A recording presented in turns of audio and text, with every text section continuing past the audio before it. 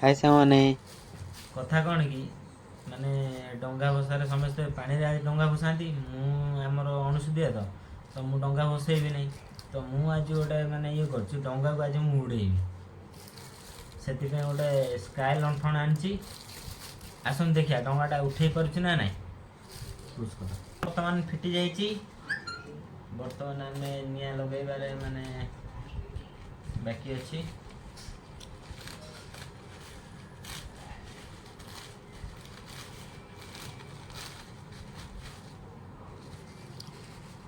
ଦେଖାଯାଉ ପ୍ଲାନିଂଟା ସଫଳ ହେଉଛି କି ବିଫଳ ହେଉଛି।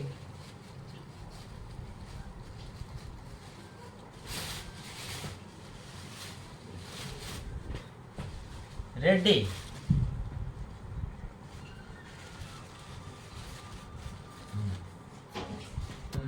ଆମେ ଡଙ୍ଗାଟାକୁ ବାନ୍ଧିଦେବା।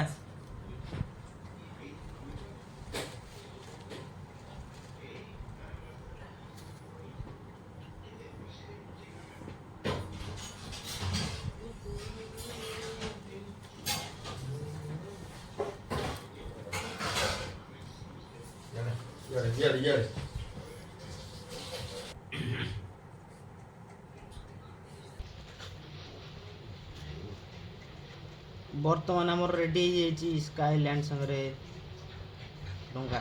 ଦେଖିବା ଉଡ଼ିବାକୁ ଯିବା କ'ଣ କେମିତି ଉଡ଼ୁଛି।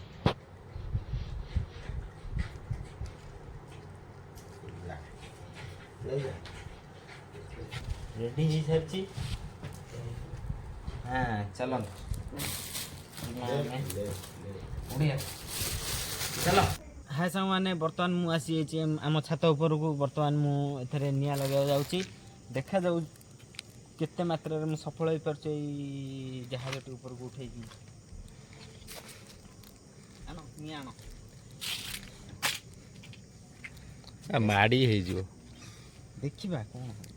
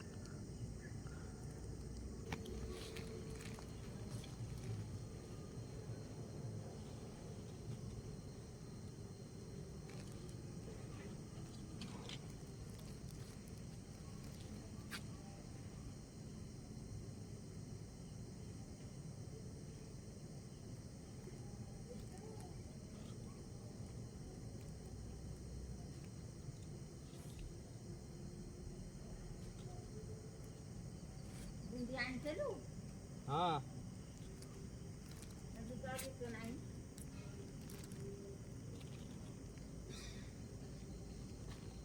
ନାହିଁ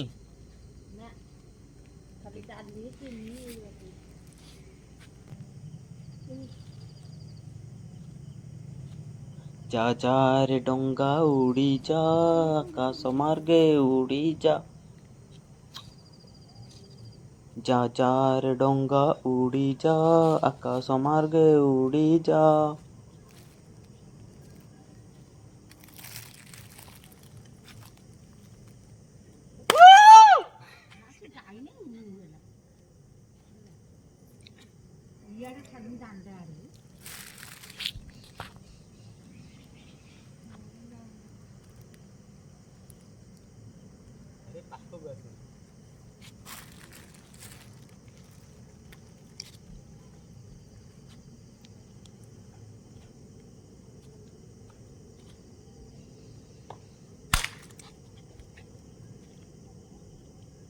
ଜୁମ୍ ଜୁମ୍ ଜୁମ୍।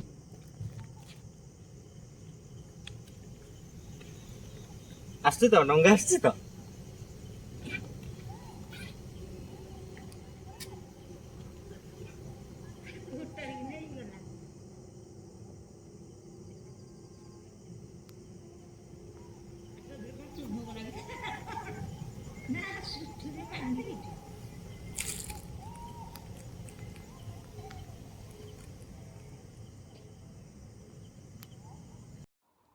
ଏକାମା ବଇ ଲଣ୍ଠଣ ଲଗେଇ ଡଙ୍ଗା ଉଡ଼େଇ ଲଣ୍ଠଣ ଦୀପ ତମର ମାସକ ଧର୍ମ ମୋର।